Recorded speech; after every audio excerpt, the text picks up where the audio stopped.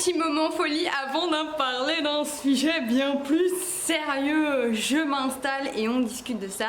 Dans cette vidéo, tu vas surtout m'entendre causer entrepreneuriat, peur de l'entrepreneuriat et pas uniquement de ton côté mais aussi toutes ces craintes que peut avoir l'entourage et qui bien souvent sont méga démotivants. J'ai vraiment envie qu'on discute de toutes ces croyances, ces frustrations et toutes ces craintes qu'il peut y avoir autour de l'entrepreneuriat, notamment quand tu décides de lancer ton business, que ce soit sur les réseaux, parce que tu le sais, sur cette chaîne on parle beaucoup réseaux sociaux, mais que ce soit en fait pour n'importe quel type de business.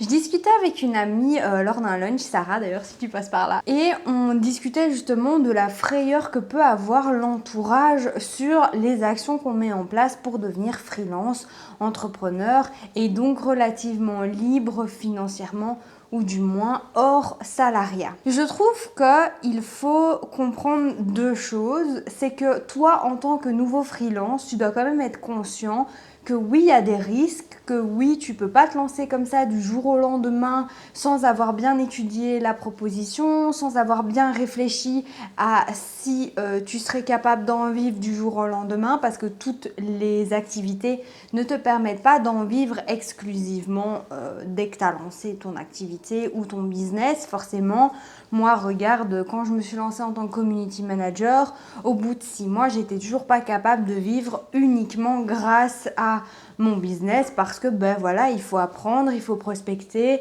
puis après tu es encore à mi-chemin entre le salariat et l'entrepreneuriat, donc c'est parfois plus dur à gérer, il y a beaucoup à faire. Donc c'est vrai que il y a toutes ces petites choses qu'il faut pouvoir prendre en compte et qui vont avoir un impact sur la façon dont tu vas gérer ou du moins la façon dont tu vas lancer ton business. Ceci étant dit, tu dois souvent faire face à l'avis de tes proches et ce qui est sûr et certain, c'est que les gens ont peur de l'entrepreneuriat. Ils ont parfois du mal à comprendre pourquoi est-ce que tu veux sortir de la sécurité que t'apporte le salariat. Pourquoi est-ce que tu as décidé de prendre des risques et que potentiellement tu as décidé de te mettre dans la merde parce que tu as envie de suivre tes idées et de suivre tes ambitions. Parfois même ces ambitions, ils ont du mal à les comprendre. Pourquoi est-ce que tu veux plus si t'es pas si mal que ça, ou bien pourquoi est-ce que tu penses toi être capable de vouloir plus vu la situation dans laquelle tu es, etc. etc. Mais au final, ces pensées, ces remarques, ces critiques qui ne sont pas du tout constructives peuvent être un vrai frein à ton lancement. Et aujourd'hui, moi, j'ai vraiment envie qu'on discute de ça et qu'on te retire tous ces freins. Comme je te l'ai dit, tu ne dois pas partir dans l'entrepreneuriat en te disant clairement, moi, je suis le maître du monde, je vais réussir tout ce que j'entreprends, parce que non. Clairement, non, je te le dis.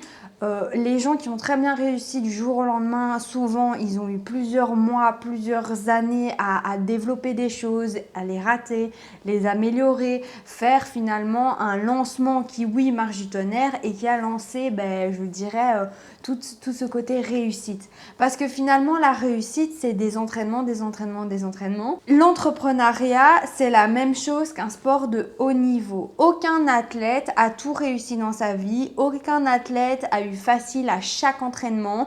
Parfois, il y a eu des chutes, parfois, il y a eu des blessures et au final, c'est sur le long terme que tu développes vraiment des capacités et que tu fais grandir ton expertise pour avoir un business durable et un business qui tourne relativement bien. Ce qu'il faut aussi comprendre, c'est que tu ne peux pas, comme je te le disais en début de vidéo, finalement arriver et te dire « moi, ça y est, je suis la queen ou le king, je vais tout dégommer et je vais y aller pas à l'impro, mais avec le minimum d'infos que j'ai. » Ça, c'est non. Vraiment, c'est non. Que ce soit pour l'administratif, que ce soit pour ton étude de marché, où se trouvent tes concurrents, comment est-ce que ça fonctionne, etc.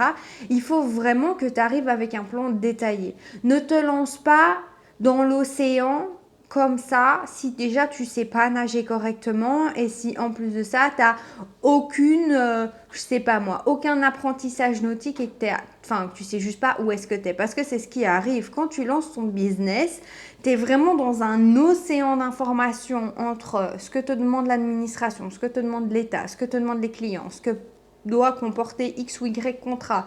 Parce que des fois, tu n'as pas toujours le budget à dire, voilà, je vais payer mon avocat 1500 € pour avoir des contrats qui sont bien faits. Et voilà, tu dois tout apprendre sur le tas, tu dois savoir tout mettre en place. Et si tu vas trop vite et que tu t'es pas bien renseigné avant, tu finis perdu au milieu de l'océan et puis on te retrouve jamais, quoi. Donc c'est vraiment quelque chose, voilà, je veux vraiment que tu prennes conscience de ça. C'est pas de la rigolade. Moi, je te pousse à aller vers l'entrepreneuriat si c'est vraiment dans tes ambitions. Mais juste, n'oublie pas que ce n'est pas de la rigolade. Il faut pouvoir le faire sérieusement. Et je trouve qu'aujourd'hui, sur les réseaux sociaux, notamment dans le digital, dans tout ce qui est création de contenu, on a tendance à te dire un peu trop. Ouais, mais vas-y, c'est super simple. Moi, j'ai commencé il y a 2 semaines et regarde, j'ai déjà fait 4000 € de chiffre d'affaires. Déjà, là, tu te fais couillonner, hein, sache-le. Hein. Là, si ça t'y croit, de 1, t'es un pigeon. Et de 2, le chiffre d'affaires, c'est pas ce que tu mets dans ta poche. Hein. Si t'es français, t'as l'URSSAF, t'as tous tes frais. Si t'es belge, t'as aussi les impôts qui passent dessus. T'as tous tes frais également. Tu as à la fois tes frais fixes et tes frais variables. Donc, ne va pas croire tous ces gens qui te disent c'est easy peasy lemon squeezy parce que ça l'est pas et ça prend vraiment du temps et les plus grandes personnalités qui peut-être sont sur ton mood board ou dans ton perspective vision parce que tu adhères à ce qu'elles sont devenues et à ce qu'elles ont développé, ont souvent derrière elles plusieurs années de tentatives, parfois d'échecs, parfois d'améliorations, mais en tout cas, elles ont vraiment dû acquérir de l'expérience. Et toi aussi, tu devras acquérir de l'expérience si tu n'as jamais lancé ton business et que celui que tu comptes lancer, c'est le premier. À ce niveau-là, les gens ont raison quand ils te disent « Oh ouais, mais va pas comme ça à l'impro », clairement ne va pas à l'impro. Là où je suis beaucoup moins d'accord et où je trouve qu'il faut un petit peu rétablir des vérités, c'est sur ce qui se passe en termes de risque. Tu as certainement dû entendre tes proches te dire « Mais ah là là, c'est trop risqué, mais imagine, tu te plantes, mais imagine… qu'est-ce qui va se passer si tu foires ?» Je suis sûre que tu as déjà dû entendre ça, c'est pas possible que je sois la seule, ok? Et là, je voudrais vraiment te dire, envoie-les chier. Parce que prendre des risques, c'est ce qui nous permet d'évoluer depuis la nuit des temps. Si on n'avait jamais voulu cuire nos viandes, on n'aurait jamais pris le risque de faire du feu. Si quand tu étais petit, tu n'avais pas pris le risque de te lever et de te ramasser sur le sol pour pouvoir apprendre à marcher, aujourd'hui, tu serais encore incapable de te mouvoir. Si tu n'avais pas pris le risque de aller à l'université ou de faire ce sport qui te plaît tant, si tu n'avais pas pris tous ces risques-là, probablement tu n'en serais pas là où tu en es aujourd'hui et tu ne serais pas la personne que tu es aujourd'hui. Il faut comprendre que prendre des risques, c'est ce qui va vraiment te permettre d'évoluer, mais c'est aussi ce qui va te permettre finalement d'aller plus loin et parfois même plus rapidement parce que chuter, c'est pas une grosse erreur. Rater, ce n'est pas une erreur. C'est un apprentissage qui va te permettre de faire mieux. Et comme tout dans la vie, tu dois apprendre à mieux faire. Petit, tu savais pas marcher, tu as dû apprendre à mieux marcher. À l'école, il a fallu t'apprendre à écrire et à mieux écrire. Et ainsi de suite jusqu'à même aujourd'hui. Donc vraiment, et le côté conscient que la prise de risque, c'est normal. Et souvent, là où je trouve que c'est dommage, c'est que les personnes qui te disent que tu prends des risques, c'est souvent en termes financiers. Alors oui, clairement, si tu lâches tout du jour au lendemain, que tu n'as rien qui est prêt et que tu as décidé de quitter ton salariat, de vivre que de ton activité alors qu'il n'y a rien qui est prêt et que tu t'es pas renseigné sur les modalités de complément de revenus pour quand même pouvoir recevoir des aides, oui, là, tu prends des gros risques.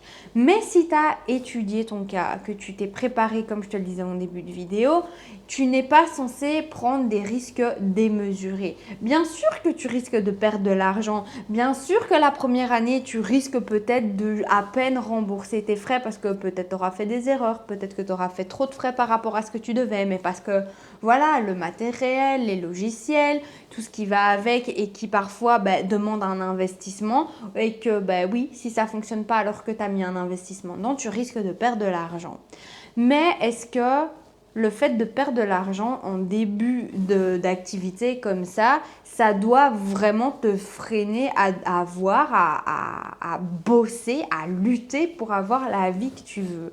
Moi, je suis pas vraiment d'accord avec ça. Honnêtement, regarde, moi, si je te parlais de Créafocus, au départ, j'ai mis 1400 € dans Créafocus. J'ai eu énormément de frais. Et là, au bout des 8 mois, j'étais à 1600 € de gains. Donc, au final, si tu additionnes la totalité, je pense que les 6 premiers mois, j'ai dû faire 60 € de bénéfice. Donc, clairement, j'en vivais pas. Mais est-ce que pour moi, c'est une erreur? Non, parce que je sais que ça prend du temps et je sais que je dois scaler et passer palier par palier pour pouvoir permettre à mon business de s'agrandir et de devenir un jour cette entité ou cet empire qui me permettra de vivre la vie que j'ai envie de vivre. Parce que c'est comme ça que ça fonctionne. Et pour rejoindre cette idée de peur du risque, peur de l'effort, j'ai envie de te dire, tu n'as jamais rien sans effort. Quand tu étais petit, tu as mis des efforts dans la marche. Quand tu étais petit, tu as mis des efforts dans les études. Quand tu es passé en primaire, tu étais beaucoup plus fatigué qu'à quand tu étais à la crèche. Quand tu es passé à l'université, tu étais certainement beaucoup plus fatigué que quand tu étais en secondaire. Parce qu'à chaque fois qu'il y a un changement de rythme, à chaque fois qu'un nouvel apprentissage arrive et que tu dois tout enregistrer, que tu dois te dire « Ah ouais, je dois faire ça, ça, ça, ça, ça », ben oui, tu es fatigué et oui, ça prend du temps et oui, ça demande de l'effort. Mais en fait, à partir de quand tu as cru que tu allais faire de l'argent comme ça sans faire d'effort? Si tu as entendu ce petit bruit, sache que c'est ma petite colocataire Makia. Je garde les chats de ma meilleure amie et donc là, elle fait sa petite vie. S'il te plaît, ne lui en veux pas parce qu'elle est trop mignonne. Clairement, tu ne dois pas avoir peur du risque et tu ne dois pas avoir peur de l'effort. Mais il ne faut pas non plus que ce soit...